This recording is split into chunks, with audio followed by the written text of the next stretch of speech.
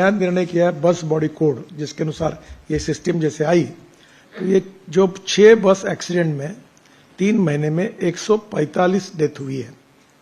Poor design, poor quality और मन चाहे मर्सिडीज का डुप्लीकेट लोगो लगा दिया अभी राजस्थान में, और इतने इसमें वायलेशन है। एक प्रकार से तो 302 का गुना लगाना चाहिए, इतने भयंकर वायलेशन है।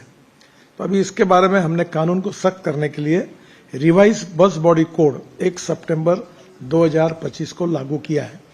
ये इंटरनेशनल स्टैंडर्ड का है, जैसे यूरोप में, अमेरिका में, और आप जैसे बसें देखो वैसी दिखेगी।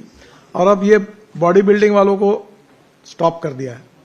अब ये काम जो है, ये जो ऑटोमोबाइल मैन्युफैक्चरर्स है, OEMs, वही अपनी बस बॉडी बनाएगा। और अगर जो कोई प्राइवेटली कोई बनाएंगे तो हमारी कमिटी होगी, भारत सरकार का अधिकार होगा, और उसमें कितनी मशीन्स है, कितने प्रकार के, उसके पूरे स्टैंडर्ड्स पक्के होंगे। हमारी एक्सपर्ट कमेटी होंगी, जाकर वो फैक्ट्री चेक करेंगे, तभी उनको, जैसे कोई है 2-3 कर्नाटक में, एक महाराष्ट्र में, जो ऐसे स्टैंडर्ड के कोई होंगे, उनके साथ अन्याय नहीं होगा। अगर किसी को खोलना होगा तो प्रोफेशनली उस स्टैंडर्ड को मेंटेन करके फिर वो ये सब कर सकेंगे। तो ये हमने इसमें लाया है। रिवाइज बस कोड 1 सितंबर से लागू हो गया है।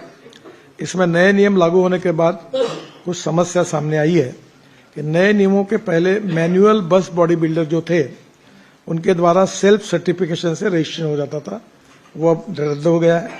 नए नियमों के बाद अब बस मैन्युफैक्चर टेस्टिंग एजेंसी में टाइप अप्रूवल सर्टिफिकेट लेने के बाद ही वो रजिस्टर होगा।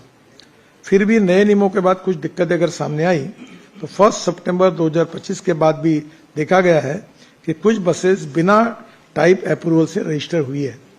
और ये जो गंभीर काम हुआ है, ये जो परिवहन विभाग में, चाहे स्टेट गवर्नमेंट में हो, कहीं भी हो, अब इसके ऊपर कड़ी कार्रवाई के हमने प्रोविजन भी की है।